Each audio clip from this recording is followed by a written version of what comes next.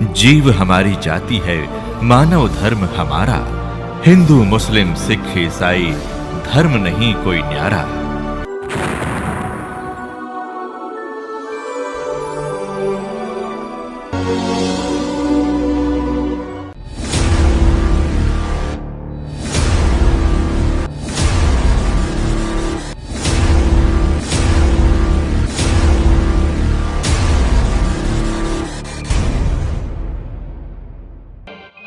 ये कथा सुनना हर एक के लिए आवश्यक है, नितांत आवश्यक, कि ये परमपिता परमेश्वर की कथा है। देखिए सभी पवित्र धर्मों के पवित्र शास्त्रों व ग्रंथों के आधार पर आपकी पुस्तक अरदास पढ़ा रहा है।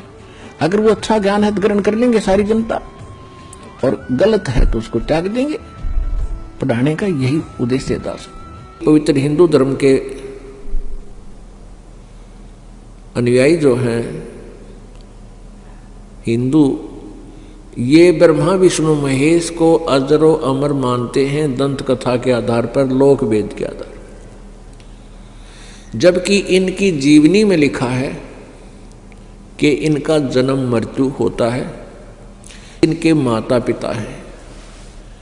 ये देखिएगा श्रीमद् देवी भागवत पुराण यानी शक्ति पुराण, श्रीमद् देवी भागवत सचित्र मोटा टाइप केवल हिंदी, गीता प्रेस गोरखपुर। इसके तीसरे स्कंद में 123 पृष्ठ पे है।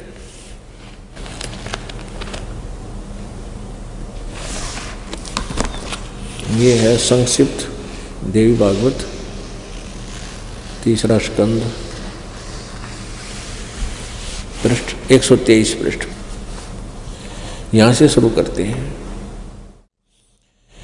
भगवान विष्णु जी अपनी माता दुर्गा की महिमा करता है और कहता तुम शुद्ध स्वरूपा हो, यह सारा संसार तुम्हीं से उद्भासित हो रहा है। मैं ब्रह्मा और शंकर हम सभी तुम्हारी कृपा से विद्यमान हैं। हमारा आविर्भाव बिन जन्म, तिरोभाव बिन मृत्यु हुआ करता है। हमारा तो जन्म और मृत्यु, आविर्भाव और तिरोभाव होता है, अर्थात हम अविनाशी नहीं हैं। केवल तुम ही नित्य हो, तुम ही अविनाशी हो, जगत जननी हो, प्रकृति और सनातनी देवी हो। ये प्रकृति भी दुर्गा को ही कहते हैं। अब यहाँ देखिएगा, भगवान शंकर बोले देवी यदि महाभाग विष्णु तुम्हीं से उत्पन्न हुए हैं, प्रकट हुए हैं, तो उनके बाद उत्पन्न होने वाले ब्रह्मा भी तुम्हारे ही बालक हुए। फिर मैं तमोगुणी लीला करने वाला शंकर क्या तुम्हारी संतान नहीं हुआ? अर्थात मुझे भी उत्पन्न करने वाली तुम ही हो।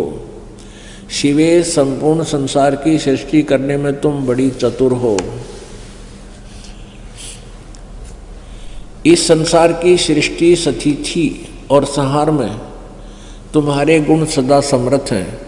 उन्हीं तीनों गुणों से उत्पन्न हम ब्रह्मा विष्णु एवं शंकर, यानी रजगुण ब्रह्मा, सतगुण विष्णु, तमगुण शिवजी शंकर, नियमा अनुसार कार्य में तत्पर रहते हैं।